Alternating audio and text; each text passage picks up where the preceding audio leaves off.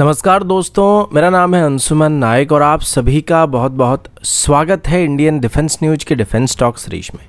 जहां पर हम रोज नए नए डिफेंस अपडेट्स के बारे में बात करते हैं। तो चलिए देर न करते हुए आज की वीडियो शुरू करते हैं।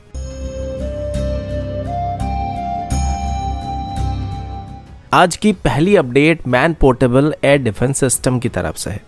अब इंडियन आर्मी को अभी ऐसे मिसाइल्स की काफ़ी ज़रूरत है और काफ़ी ज़्यादा मात्रा में भी ऐसे एयर डिफेंस सिस्टम की ज़रूरत पड़ रही है,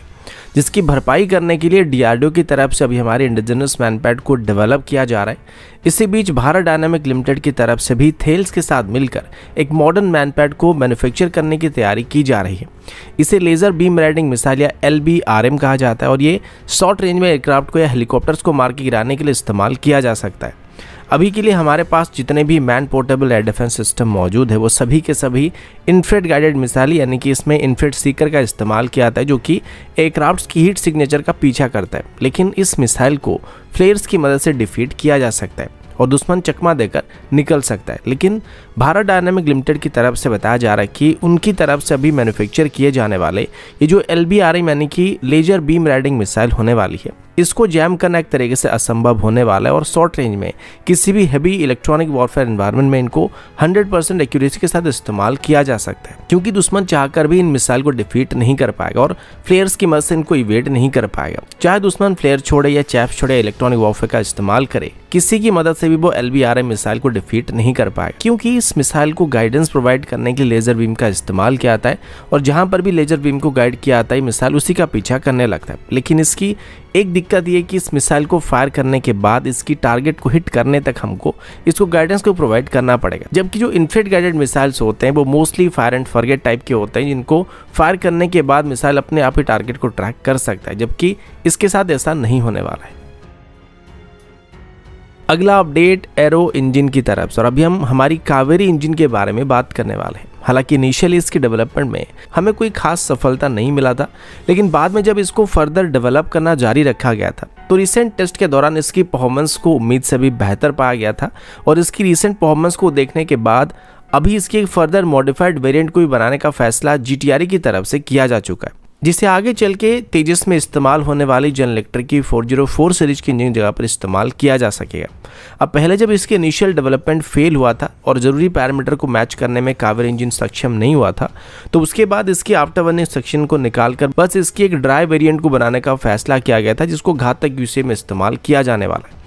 और इसी दौरान इसमें कई मॉडिफिकेशन भी किए गए थे और इसको करने के बाद इसका जो कोर सेक्शन था वो पहले के मुकाबले बहुत ही ज़्यादा स्टेबल और रिलायबल बन चुका है और इसी दौरान इसकी वेट को भी धीरे धीरे करके रिड्यूस करना स्टार्ट किया गया था। इनिशियली कावेरी इंजन का जो पहला प्रोटोटाइप को बनाया गया था उसका वेट करीब 1400 kg के आसपास था, जबकि अभी इसकी वेट को 1180 kg तक घटाया जा चुका है। लेकिन फिर भी GTRE का कहना है कि इसको अभी फर्दर रिड्यूस करने की कोशिश किया जाएगा और अगर वो इसकी एक आफ्टर बर्निंग वेरिएंट को आगे चल के बनाते हैं जिसको तेजस में हम लोग इस्तेमाल कर पाएंगे, उसकी वेट को 1000 kg से भी कम किया जाएगा। और वेट कम होने के साथ साथ अभी इसकी ड्राई थ्रस्ट आउटपुट को भी 46 किलोटन से 55 या 57 किलोटन के आसपास बढ़ाने का फैसला किया जा रहा है, जिसके बाद इसमें अगर हम आफ्टर बर्निंग सेक्शन को लगाएंगे तो उसके साथ ये करीब 85 से लेकर 88 किलोटन या 90 किलोटन के आसपास की थ्रस्ट को जनरेट कर पाएगा। GTRE का कहना है कि इसको अभी बनाने के लिए ज़्यादा समय नहीं लगने वाला, क्योंकि पहले से ही ड्राई कावेरी इंजन की लिमिटेड सीरीज प्रोडक्शन को स्टार्ट किया चुका है, तो अभी इसकी मॉडिफाइड वेरिएंट को भी जल्दी ही प्रोडक्शन के लिए तैयार किया जा सकता है। अगर इसमें GTRE सफल होता है तो ये हमारे लिए बहुत ही बड़ी गर्व की बात होने वाली है। लेकिन फिर भी अगर आज की डेट में 2 से 3 साल के बाद GTRE की तरफ से कावेरी डेरिवेटिव इंजन को बना लिया जाता है, तब भी इसको सर्टिफाई करके एयरक्राफ्ट में इस्तेमाल करने में हमें 7 से 8 साल का टाइम लग जाएगा। अगला अपडेट ट्रांसपोर्ट एयरक्राफ्ट की तरफ से, और अभी हम इंडियन एयरफोर्स की हैवी ट्रांसपोर्ट एयरक्राफ्ट के बारे में बात करने वाले, जिनको स्ट्रेटेजिक एयरलिफ्ट एयरक्राफ्ट भी कहा जाता है।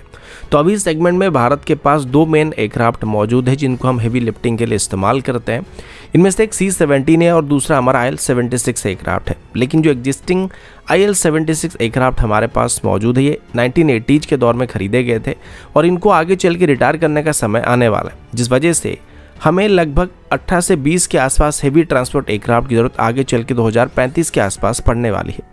इसी वजह से भी रशिया की तरफ से भारत को अपनी IL-76 एयरक्राफ्ट की लेटेस्ट वेरिएंट को ऑफर किया जा रहा है। रिसेंटली हुई 2 वर्षों के दौरान रशिया की तरफ से अपनी IL-76 एयरक्राफ्ट की लेटेस्ट वेरिएंट, जिसे IL-76 MD कहा जाता है, उसको डिस्प्ले किया गया था और इसमें अभी मॉडर्न स्टैंडर्ड की एवियोनिक्स और इक्विपमेंट का इस्तेमाल किया जा रहा है जो कि वर्तमान की स्टैंडर्ड को मैच कर सकती है। इसके अलावा इसकी विंग्स और डिज़ाइन में भी कुछ छोटे मोटे बदलाव भी किए गए, लेकिन इसके साथ जो सबसे बड़ी चेंज इसमें हुआ है वो इसके इंजन में हुआ है, क्योंकि इसमें जो इंजन अभी रशिया इस्तेमाल कर रहा है वो PS-90S-76 इंजन है। ये सेम इंजन है जिसको भारत भी अपनी एग्जिस्टिंग IL-76 एयरक्राफ्ट में इंटीग्रेट करना चाहता था और उनको अपग्रेड करना चाहता था, लेकिन ये डील अभी तक फाइनल नहीं हो पा रही है।